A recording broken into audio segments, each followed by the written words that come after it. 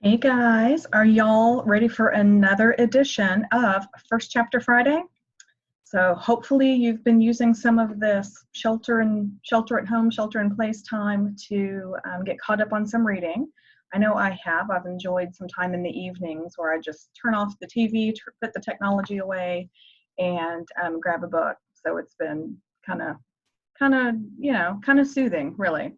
So this week's book, I'll just get right to it. This is another one that I have not read yet, but from some of the book groups that I'm in, it has gotten rave reviews. They've said it's so good, and I can't wait to read it. It is called, this is again one of my book of the month selections. If you're not familiar with the book of the month, feel free to send me a message, and I'm glad to give you some more information on it. But it's called The Seven Husbands of Evelyn Hugo by Taylor Jenkins Reid. And you know what? There is something else by this author that I have read.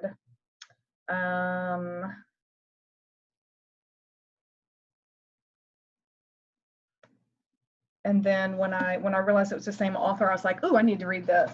I'm sorry, I'm just like having a little bit of a deja vu right now. Oh yeah, she wrote Daisy Jones and the Six, which I read recently.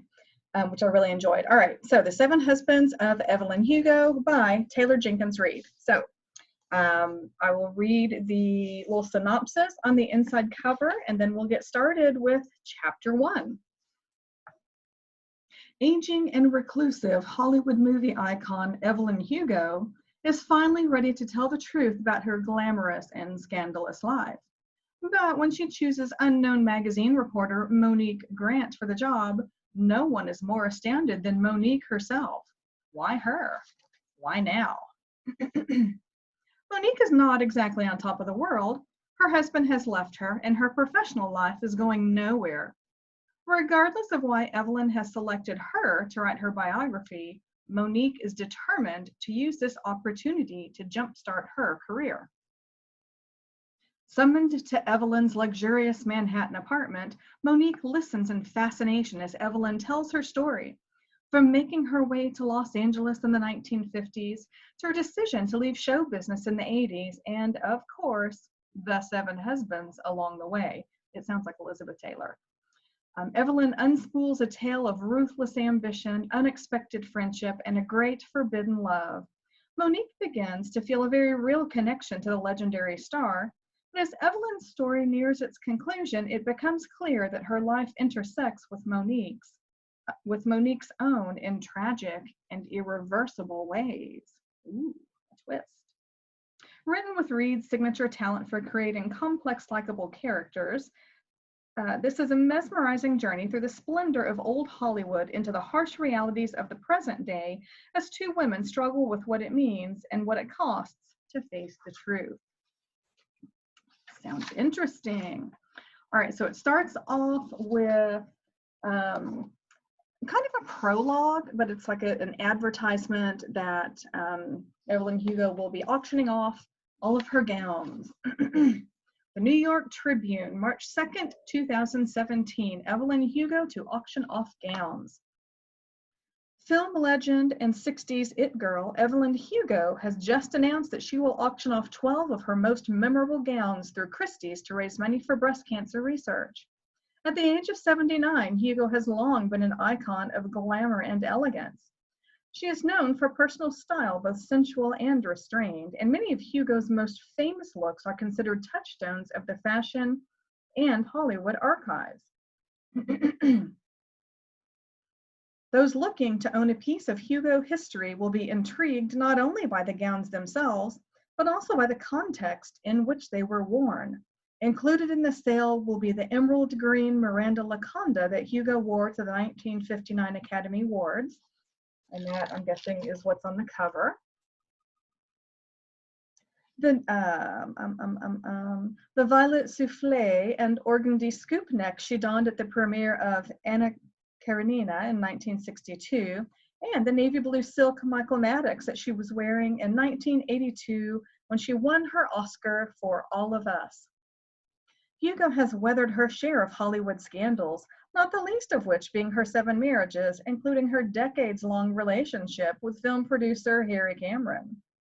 The two Hollywood insiders shared a daughter, Connor Cameron, who was no doubt the influence for the auction.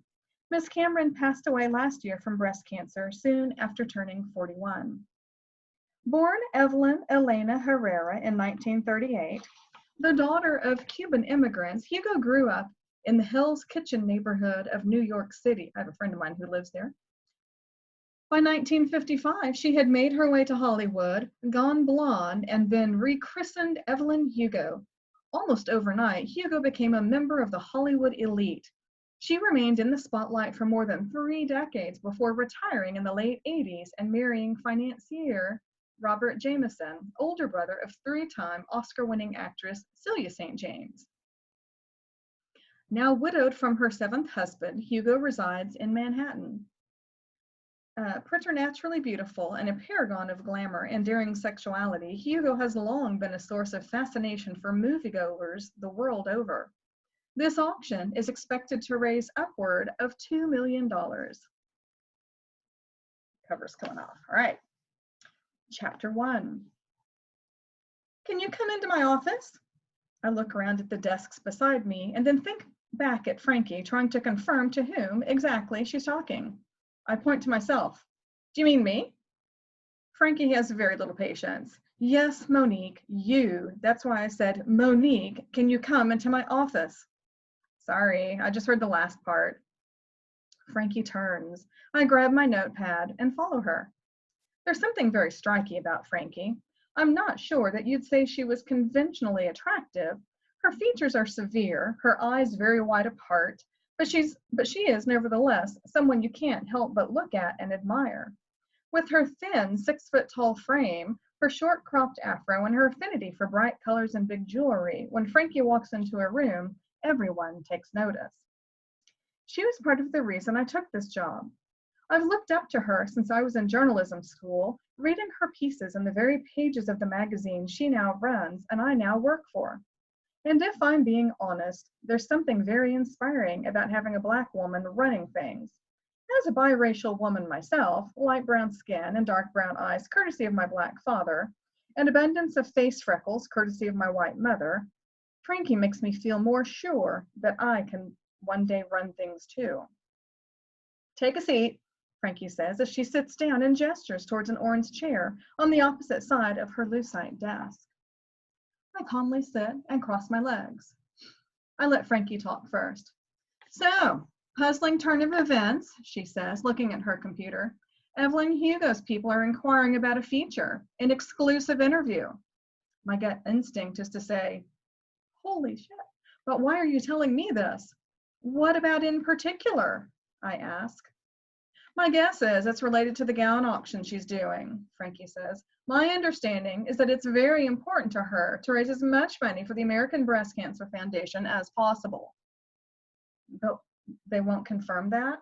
Frankie shakes her head. All they will confirm is that Evelyn has something to say. Frankie shakes her head. I just said that sentence. Evelyn Hugo is one of the biggest movie stars of all time.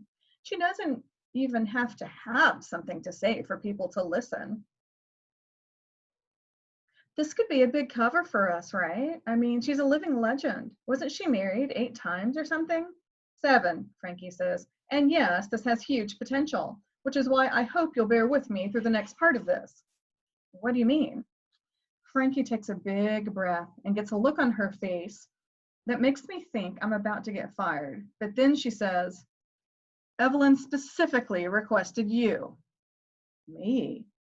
This is the second time in the span of 5 minutes that I have been shocked that someone was interested in speaking with me. I need to work on my confidence. Suffice it to say, it's taken a beating recently. Although why pretend it was ever really strong, ever really soaring? To be honest, that was my reaction too, Frankie says. Now I'll be honest, I'm a little offended, although obviously I can see where she's coming from. I've been at Vivant for less than a year, mostly doing puff pieces. Before that, I was blogging. Hang on. Had a email come in and I know it interrupts the flow here. Let's see. To be honest, that was my reaction too, Frankie says. Now I'll be honest, I'm a little offended. Although obviously I can see where she's coming from. I've been at Vivant for less than a year, mostly doing puff pieces.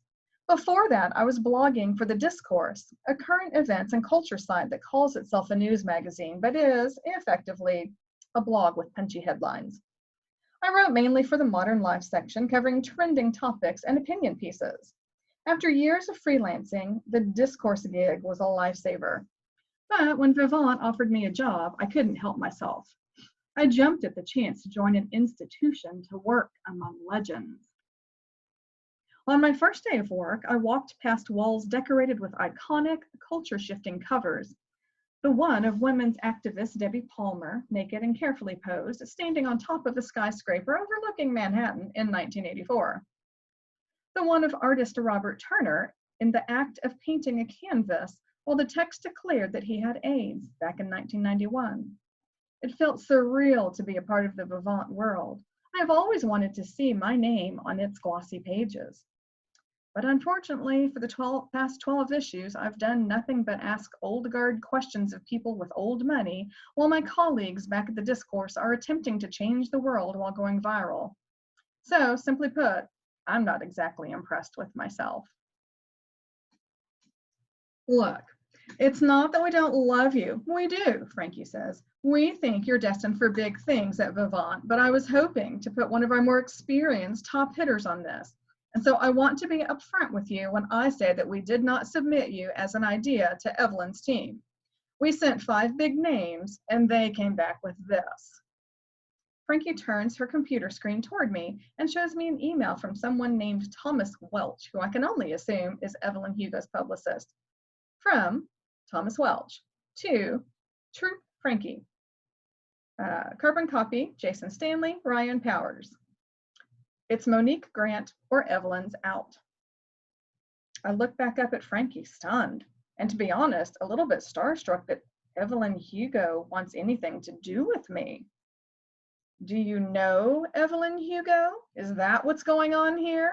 Frankie asks as she turns the computer back toward her side of the desk. No, I say, surprised even to be asked the question. I've seen a few of her movies, but she's a little before my time.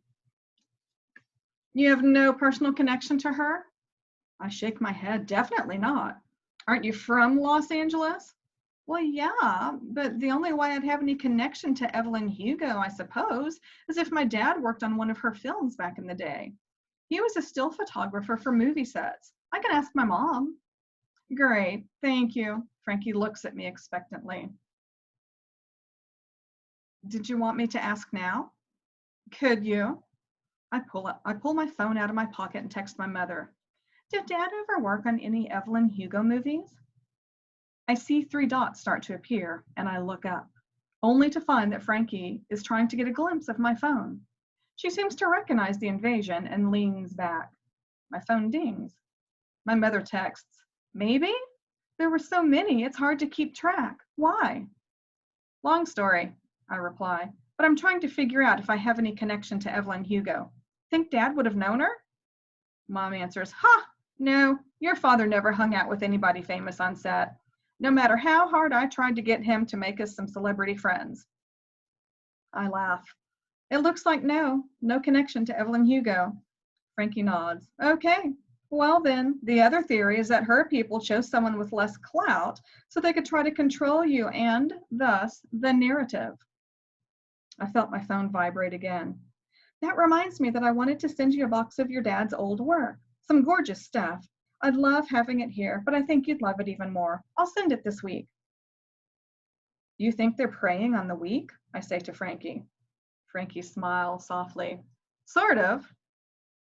So, Evelyn's people looked up the masthead, find my name as a lower-level writer, and think they can bully me around. That's the idea? That's what I fear. And you're telling me this because... Frankie considers her words. Because I don't think you can be bullied around. I think they're underestimating you, and I want this cover. Sorry, another email coming in. I want it to make headlines. What are you saying? I ask, shifting slightly in my chair. Frankie claps her hands in front of her and rests them on the desk, leaning forward to me. I'm asking you if you have the guts to go toe-to-toe with Evelyn Hugo. Of all the things I thought someone was going to ask me today, this would probably be somewhere around number 9 million. Do I have the guts to go toe-to-toe with Evelyn Hugo? I have no idea. Yes, I say finally. That's all, just yes. I want this opportunity. I want to write this story. I'm sick of being the lowest one on the totem pole, and I need a win. Heck yes. Frankie nods, considering. Better, but I'm still not convinced. I'm 35 years old. I've been a writer for more than a decade. I want a book deal one day. I want to pick my stories. I want to eventually be the name people scramble to get when someone like Evelyn Hugo calls. And I'm being underused here at Vivant. If I'm going to get where I want, something has to let up. Someone has to get out of my way, and it needs to happen quickly because this career is all I have anymore. If I want things to change, I have to change how I do things, and probably drastically. Evelyn wants me, I say. You want Evelyn. It doesn't sound like I need to convince you, Frankie. It sounds like you need to convince me. Frankie is dead quiet, staring right at me over her steepled fingers. I was aiming for formidable. I might have overshot. I feel the same way I did when I tried weight training and started with the 40-pound weights. Too much, too soon, makes it obviously you don't know what you're doing. It takes everything I have not to take it back, not to apologize profusely. My mother raised me to be polite, to be demure. I have long operated under the idea that civility is subservience, but it hasn't gotten me very far, that type of kindness. The world respects people who think they should be running it. I've never understood that, but I'm done fighting it. I'm here to be Frankie one day, maybe bigger than Frankie. To do big, important work that I'm proud of, to leave a mark, and I'm nowhere near doing that yet. The silence is so long that I think I might crack, the tension building with every second that goes by. But Frankie cracks first. Okay, she says, and puts out her hand as she stands up. Shock and searing pride run through me as I extend my own. I make sure my handshake is strong. Frankie's is a vice. Ace this, Monique, for us and for yourself, please. I will. We break away from each other as I walk toward her door. She might have read your physician-assisted suicide piece for the discourse, Frankie says just before I leave the room. What? It was stunning. Maybe that's why she wants you. It's how we found you. It's a great story. Not just because of the hits it got, but because of you, because it's beautiful work. It was one of the first truly meaningful stories I wrote of my own volition. I pitched it after I was assigned a piece on the rise and popularity of microgreens, especially on the Brooklyn restaurant scene. I had gone to the Park Slope Market to interview a local farmer, but when I confessed that I didn't get the appeal of mustard greens, he told me that I sounded like his sister. She had been highly carnivorous until the past year when she switched to a vegan, all-organic diet as she battled brain cancer. As we spoke more, he told me about a physician-assisted suicide support group he and his sister had joined for those at the end of their lives and their loved ones. So many in the group were fighting for the right to die with dignity. Healthy eating wasn't going to save his sister's life, and neither of them wanted her to suffer any longer than she had to. I knew then that I wanted very deeply to give a voice to the people of that support group. I went back to the discourse office and pitched the story. I thought I'd be turned down given my recent slate of articles about hipster trends and celebrity think pieces. But to my surprise, I was greeted with a green light.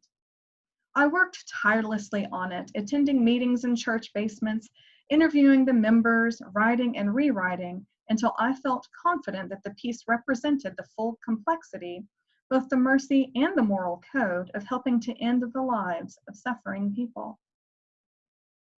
It's the story I'm the proudest of. I have, more than once, gone home from a day's work here and read that piece again, reminding myself of what I'm capable of, reminding myself of the satisfaction I take in sharing the truth, no matter how difficult it may be to swallow. Thank you, I tell Frankie now. I'm just saying that you're talented. It might be that. It's probably not, though. No, she says, it's probably not. But write the story well, whatever it is, and then next time it will be.